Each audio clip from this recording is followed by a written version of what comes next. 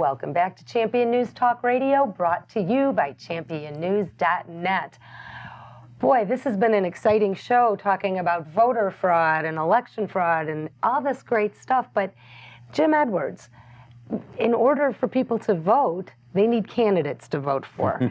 Could you please tell me a little bit about what you have done with the Republican Renaissance PAC and principled candidates?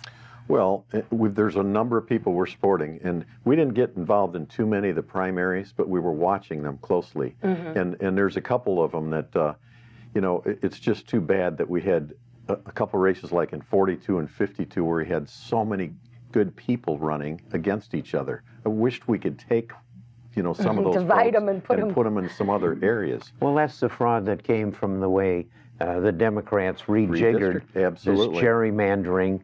That because there was elected a Democrat as governor, and Madigan was able to rig this thing so that all of the shapes of these districts would sweep a whole bunch of good Republican candidates into one district and Democrats into others.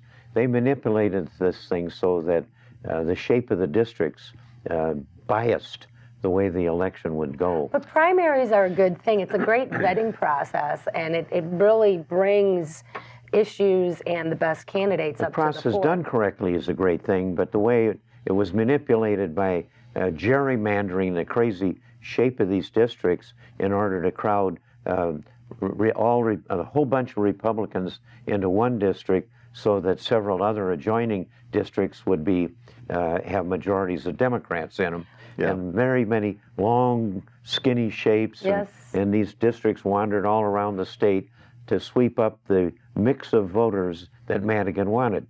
Madigan runs this state, and I'm not accusing him of, I think he can do an awful lot without getting illegal. But well, he's Jack, the big boss. And we don't even need to talk about illegal stuff. All we need to talk about, he's been there through this disastrous mess. This used to be the great state of Illinois. Yes. It is at the bottom of the United States of America in many, many economic categories.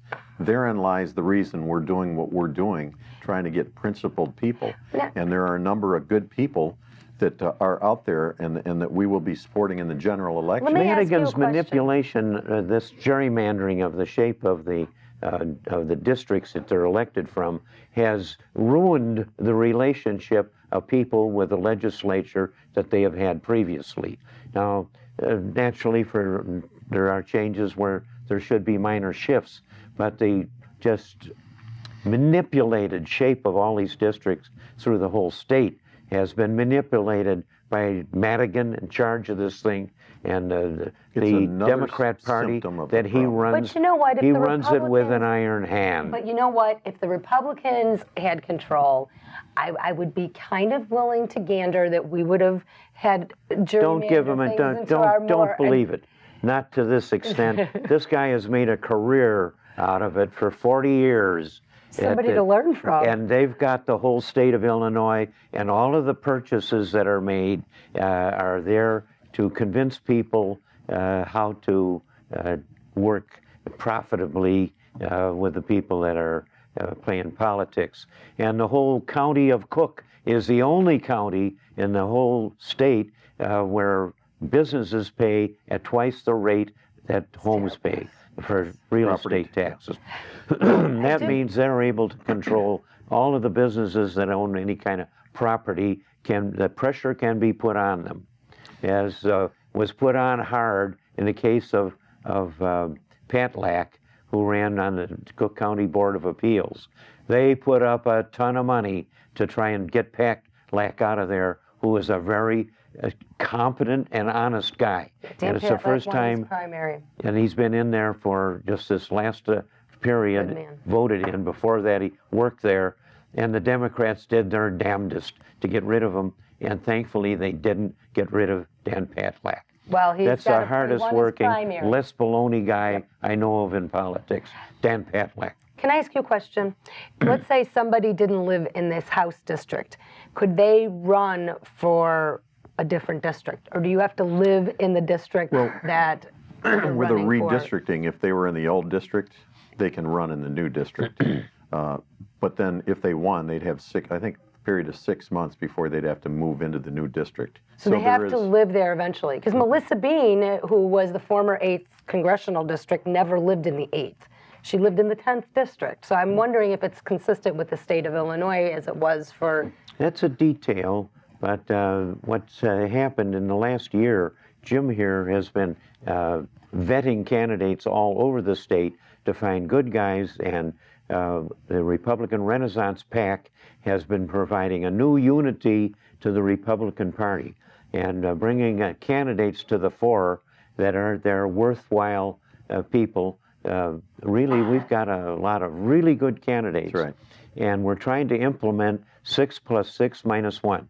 We need 6 more in the House, 6 more in the Senate to take it over and get it out of the hands of the crooked Democrats, the crooked reputation. Right. I can't accuse them of a crime, but Madigan runs this thing. I don't want to get sued because he's an attorney and he runs a whole lot of attorneys. You know what, Jim? I'm not accusing him of a fraud. I think, you know what, I think the name of the Republican Renaissance PAC speaks volumes. It is time for a good, bold Republican Renaissance to be happening. And now that we're through this primary, a unified, bold, bright Republican Party is what we need with a lot of these candidates that you have vetted. What are you looking to do now for the upcoming time between now and the general election? We will be supporting these candidates. We'll be communicating with them. We'll be helping them with their campaigns, and we will be encouraging Democrats to look in the mirror and ask yourself, are you going to vote for a Democrat again?